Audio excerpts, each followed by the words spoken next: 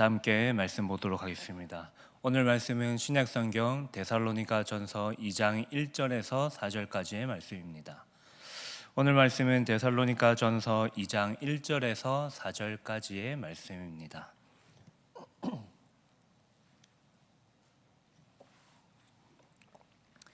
다 함께 합독하도록 하겠습니다.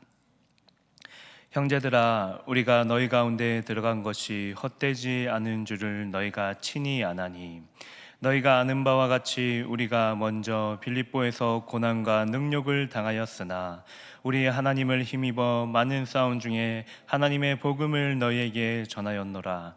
우리의 고면은 간사함이나 부정에서 난 것이 아니요 속임수로 하는 것도 아니라 오직 하나님께 옳게 여기심을 입어 복음을 위탁받았으니 우리가 이와 같이 말함은 사람을 기쁘게 하려 함이 아니요 오직 우리 마음을 감찰하시는 하나님을 기쁘시게 하려 함이라. 아멘. 제가 고등학생 때 교회를 열심히 출석하였지만 학교에서 기독교 동아리 모임도 하였습니다. 그래서 제가 교회를 다닌다는 사실은, 그리고 하나님을 믿는다는 사실은 제 주변에 있는 친구들도 다 알고 있을 정도였습니다. 그래서 그 교회를 다니지 않는 친구들이 저에게 가끔 이런 질문들을 하고는 했습니다. 하나님은 어떤 분이시냐? 교회 나가면 무엇이 기쁘고 즐겁냐? 그리고 성경을 모두 다 외우고 있느냐? 그리고 일요일마다 교회를 나가면 힘들지 않느냐라는 이런 다양한 내용들의 질문이었습니다. 그 중에 한 친구의 질문이 떠오릅니다. 그리고 제 기억 속에 남아있는데, 그 친구가 저에게 이렇게 얘기했습니다. 하나님을 믿으면 중간고사 시험을 잘 치를 수 있냐고 물어봤습니다. 그리고 하나님이 너를 부자로 만들어 줄 수 있냐라고 질문하기도 했습니다. 그리고 만약에 부자가 되지 않는다면 너는 왜 하나님을 믿고 교회를 다니고 있느냐라는 질문도 했습니다. 마치 하나님께서 우리의 도구처럼 사용되어야만 교회에 출석할 수 있다라는 질문이었습니다. 그래서 저의 대답은 하나님께서 내가 사용할 수 있는 도구냐라고 대답하고 싶었지만, 네가 그렇게 궁금하면 교회 한번 찾아오면 좋겠다라고 그렇게 대답을 했던 기억이 있습니다. 물론 제 속마음의 대답은 중간고사는 내가 열심히 노력해야 잘 치를 수 있는 것이고, 그러나 이 하나님께서 주시는 이 세상이 주는 물질적 부자보다 하나님께서 나를 구원하셔서 이 구원의 은혜를 누리게 하셨다라는 그 감격이 나에게 더 큰 기쁨이 된다라고 이야기하고 싶었습니다. 왜냐하면 그것이 복음을 맞고 이 복음을 아는 사람의 고백이기 때문입니다. 어쩌면 교회를 출석하지 않고 하나님을 믿지 않는 이에게 당연한 질문입니다. 왜냐하면 세상 사람들에게 부자로 살아가는 것이 삶의 목적일 수 있기 때문입니다. 그리고 고등학생으로 살아가던 그 친구의 신분에서 생각하기엔 당장 눈앞에 닥친 그 중간고사가 자신의 삶에 너무나도 중요한 일일 수 있기 때문입니다. 물론 저는 여러분들이 재정적으로 어려움을 당하지 않기를 바랍니다. 그리고 설령 어려움이 찾아오더라도 우리를 선하게 인도하시는 하나님의 손길이 있기를 바랍니다. 또한 중간고사와 같은 문제가 찾아올 때도 우리에게 잘 해결되기를 바랄 뿐입니다.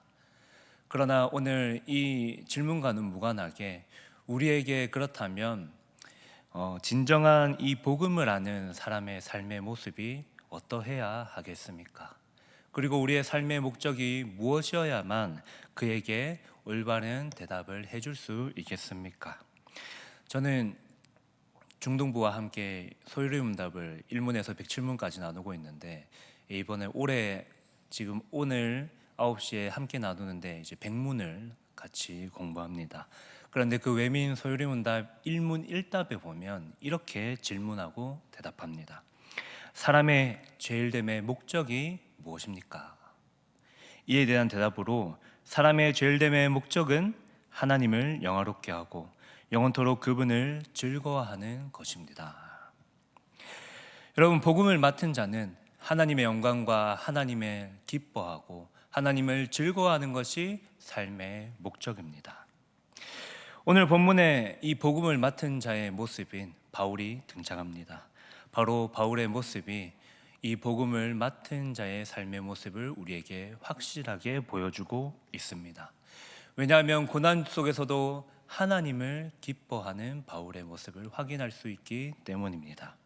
오늘 저는 이 복음을 맡은 자라는 제목으로 두 가지 대지의 말씀으로 여러분들에게 말씀을 선포하겠습니다.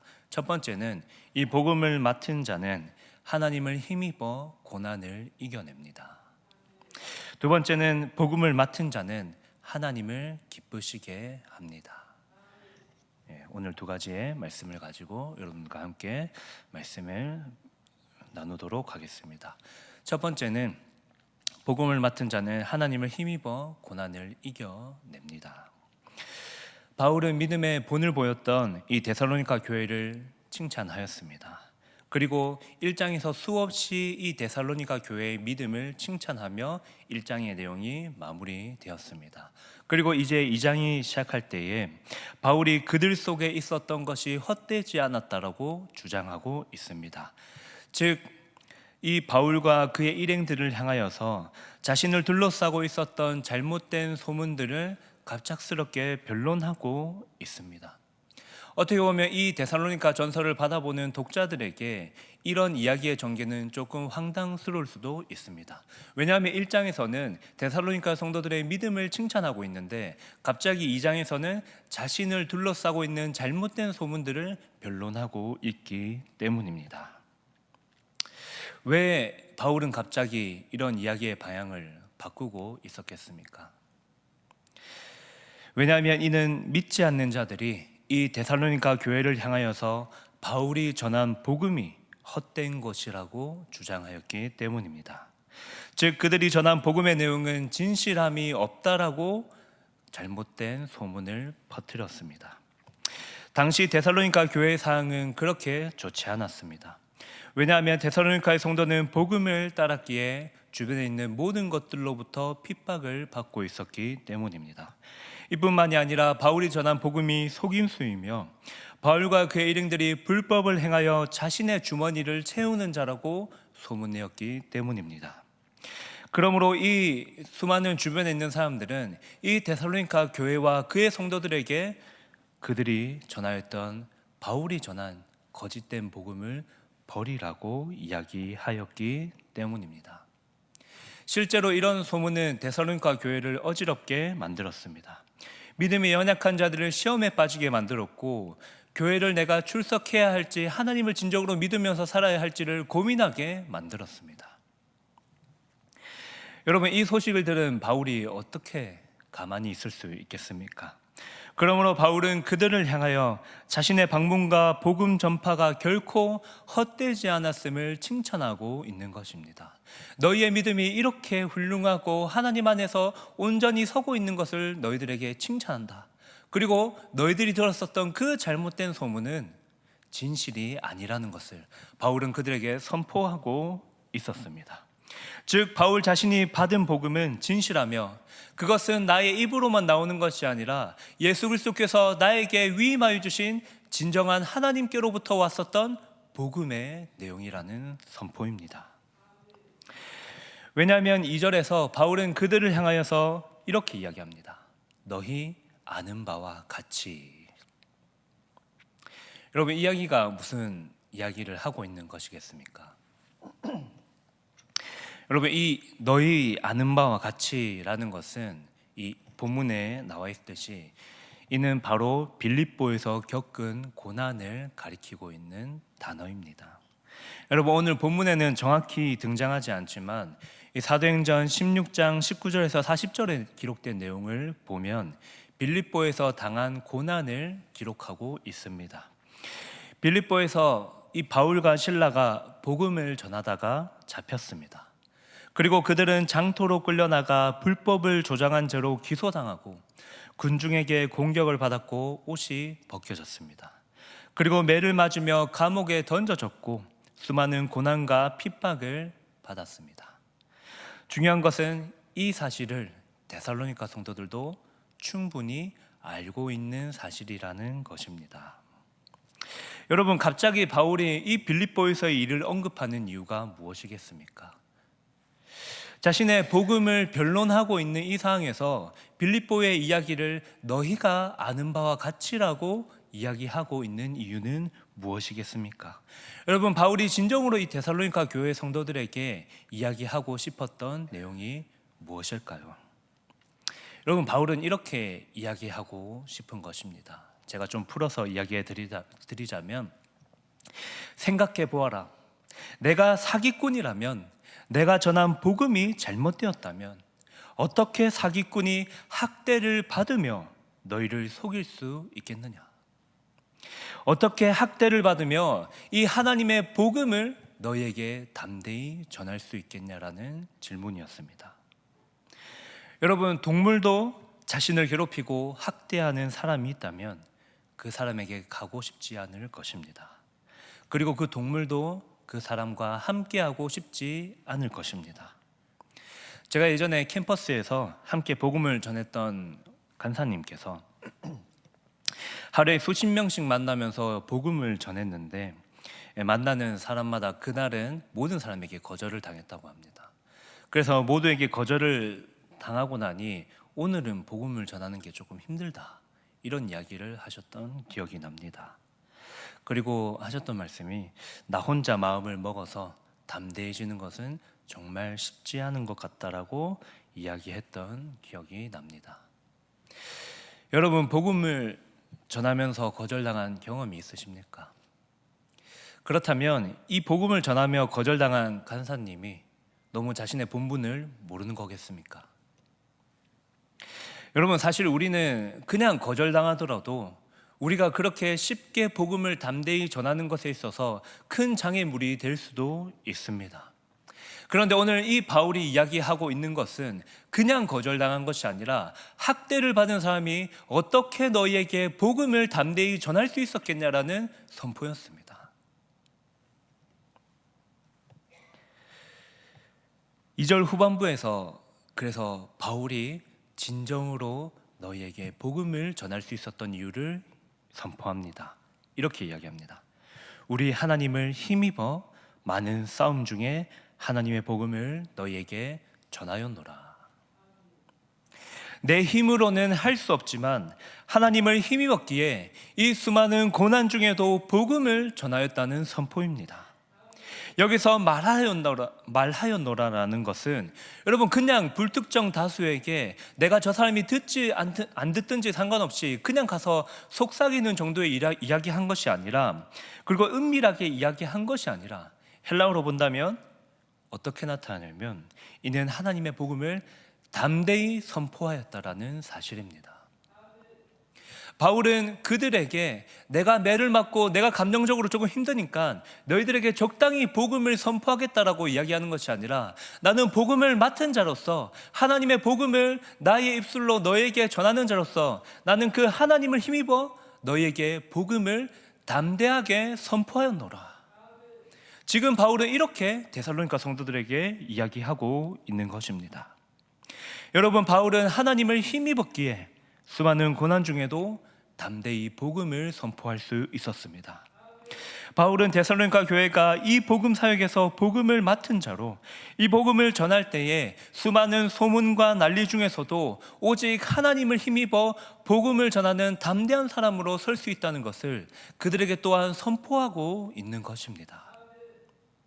내가 너희와 함께 했듯이 너희가 아는 바와 같이 나는 예수 그리스도로부터 복음을 위탁받고 너희에게 선포하였다. 그러므로 너희가 이 복음을 받은 자라면 어떻게 너희들도 이 복음을 담대히 선포하지 않을 수 있겠느냐? 바울은 지금 그들에게 이렇게 이야기하고 있는 것입니다. 사랑하는 성도 여러분, 우리는 어떻습니까? 우리도 하나님을 힘입어 복음을 맡은 자로 부름받았습니다. 그 복음을 맡은 일은 수많은 고난이 때로는 찾아오기도 합니다. 어떤 이의 입에서 헛된 것을 전하는 사람이라며 이야기를 들을 수도 있습니다.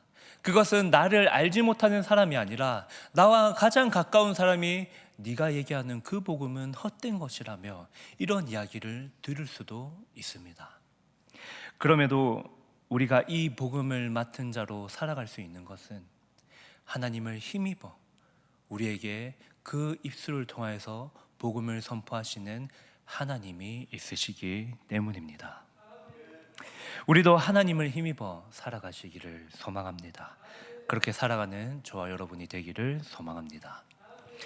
그러나 여러분, 이 복음을 맡은 자의 삶이 고난 중에 있는 것만으로, 하나님의 힘을 입는 것만으로는 끝나지 않습니다. 나아가 이 복음을 맡은 자에게 진정으로 요구되는 삶의 모습이 있기 때문입니다. 여러분, 그렇다면 복음을 맡은 자에게 요구된 삶의 모습이 무엇이겠습니까?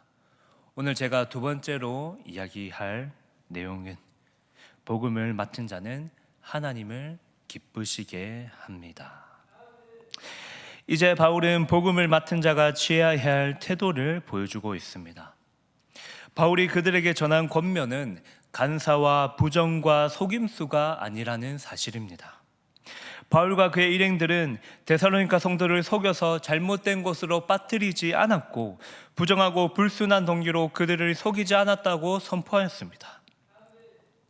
그러므로 바울이 전한 권면은 사적이고 오로지 자신의 어떤 이득을 취한 그런 권면이 아니었습니다. 그렇다면 여러분, 바울이 그들에게 전한 권면은 무엇이겠습니까? 바울이 그토록 그들에게 하고 싶었던 이 권면의 내용이 무엇이겠습니까? 그 내용은 다름이 아닌 바로 복음입니다. 예수 그리스도의 나시고, 그리고 우리를 위해 살아가시고, 그리고 우리를 위해 십자가에 못 박히시고 죽으시고 부활하시고 승천하셨던 그 복음의 내용입니다. 이 권면, 즉 복음의 권면은 데살로니가 성도를 속이는 데 사용하지 않았습니다. 그들을 잘못된 곳으로 빠뜨려 복음의 내용을 훼손시키지도 않았습니다. 즉 그들을 말씀으로 인도하여 그리스도의 복음 앞에 담대히 세웠습니다. 그러므로 이 권면은 바울의 사적이고 자신의 어떤 사심을 담은 개인적인 권면이 아니었습니다. 물론 바울은 자신의 입으로 권면하였지만 하나님을 대신하여 전파한 권면이었습니다. 자신을 복음을 맡은 자로 부르신 이의 말씀을 전하는 권면이었습니다. 여러분, 이 사실은 고린도후서 5장 20절에서 더욱 정확하게 이야기하고 있습니다. 자, 고린도후서 5장 20절을 읽어드리도록 하겠습니다. 고린도후서 5장 20절입니다. 그러므로 우리가 그리스도를 대신하여 사신이 되어 하나님이 우리를 통하여 너희를 권면하시는 것 같이 그리스도를 대신하여 간청하노니 너희는 하나님과 화목하라. 바울은 그리스도를 대신하여 권면한다고 전합니다. 그러므로 바울은 그들을 향하여 하나님과 화목할 것을 요청하고 있습니다. 이는 단순히 인간의 편에서 하나님에 대한 태도를 바꾸라는 요청이 아닙니다. 이는 하나님께서 그리스도 안에서 죄인들에게 화평한 길을 열어놓으셨으니 너희는 이 사랑의 권면에 동참하라라는 바울의 선포였습니다. 그리고 나아가 바울은 이제 4절에서 그들에게 이 바울이 자신이 맡은 일을 강력하게 선포하고 있습니다. 하나님께서 자신에게 이 복음을 위탁하셨으니 이는 사람을 즐겁게 하기 위함이 아니라 오직 우리 마음을 감찰하시는 하느님을 기쁘시게 하기 위함이었습니다. 바울은 하나님의 복음의 사역을 강조하고 자신이 맡은 복음의 사역이 무엇인지를 그들에게 확실하게 알려주었습니다. 그러므로 바울의 모든 권면과 사역들은 오로지 하나님께로부터 나왔었던 사역입니다. 그에게서 나오는 모든 것이 하나님부터였습니다. 하나님께서 복음을 맡은 자의 모든 행동의 보증자이십니다. 여러분, 저는 이 본문을 연구하며 바울이 복음 맡은 자로서의 삶을 살펴보았습니다. 여러분, 바울을 연구하는 학자들은 이 바울이 복음을 전하면서 다녔던, 그가 선교를 하면서 복음을 전하였던 거리를 지금의 거리로 계산한다면 어느 정도 될까라는 이야기를 보며 그 연구 결과의 내용은 바울은 그 선교 여행에서 약 2만 킬로미터를 이동하였을 거라고 이야기하였습니다. 지구의 반바퀴를 이동하였다는 사실입니다. 여러분, 약 2000년 전이었습니다. 지금과는 다르게 비행기가 없었습니다. 이코노미와 비즈니스를 따로 나누면서 탈 수 없었던, 비행기가 없었던 시절이었습니다. 그리고 자동차와 자전거와 같은 전동 이동 수단을 찾아볼 수 없는 시대였습니다. 러닝화 등 좋은 신발이 없어서 발이 부르셨을 것입니다. 덥고 추운 날씨를 번갈아 가며 얼마나 어려운 상황을 많이 겪었겠습니까? 그럼에도 바울이 이 복음의 권면을 포기하지 않았던 이유는 이 복음을 자신에게 맡기신 삼위 하나님으로부터 인함이기 때문입니다. 오직 그분께서 자신에게 복음의 사역을 맡기셨기 때문입니다. 여러분, 이 사실은 오늘날 복음을 맡은 우리에게도 해당되는 사실입니다. 왜냐하면 우리의 모든 복음의 보증자는 하나님이시기 때문입니다. 그러므로 복음을 맡은 자는 하나님을 기쁘시게 하는 사람입니다. 우리의 모든 복음의 사역은 하나님의 기쁨을 위한 것입니다. 어쩌면 우리가 다루었던 소요리문답 1문 1답의 해답은 이미 우리에게 복음을 마음에 심어 주셨을 때부터 우리에게 이미 삶의 목적이 되었을 것입니다. 하나님의 영광과 그의 기쁨을 위하여 살아가는 것, 이미 복음을 맡은 우리에게는 삶의 목적이 되어 있을 것입니다. 만일 우리 마음속에 사람을 기쁘게 하는 것으로, 사람만을 기쁘게 하는 것으로 가득 찼다면 어떠하겠습니까? 우리가 전하는 것은 간사와 부정과 속임수로 가득하였을 것입니다. 복음으로 인하여 고난당하는 것을 거부하며 탐욕하였을 것입니다. 그러나 그의 모든 복음의 사역, 이 복음의 사역이 진정으로 하나님부터 나오는 것이기 때문에 우리의 모든 복음을 맡은 자로서의 삶의 목적과 그의 사역은 하나님을 기쁘시게 하는 일입니다. 이 시대의 복음을 맡은 자로 살아가는 성도 여러분, 우리는 어떻습니까? 우리의 삶은 하나님의 기쁨을 위하여 살아가는 삶이었습니까? 아니면 자신의 영광과 기쁨을 위하여 살아가기를 발버둥치며 살았던 지난 한 주간의 삶이었습니까? 오늘 바울은 우리에게 복음을 맡은 자의 삶은 하나님의 영광과 기쁨을 위하여 살아가는 삶임을 선포하고 있습니다. 우리는 하나님의 복음을 맡은 사람입니다. 우리는 이 복음을 맡겨주신 기쁨을 위하여 살아가는 존재입니다. 왜냐하면 그렇게 살아갈 때에 세상이 줄 수 없는 참된 기쁨을 우리도 누릴 수 있기 때문입니다. 여러분, 하나님을 기쁘시게 하는 삶을 살아가시기를 바랍니다. 우리의 인생의 목적이 하나님의 영광과 기쁨을 위한 것이 되기를 소망합니다.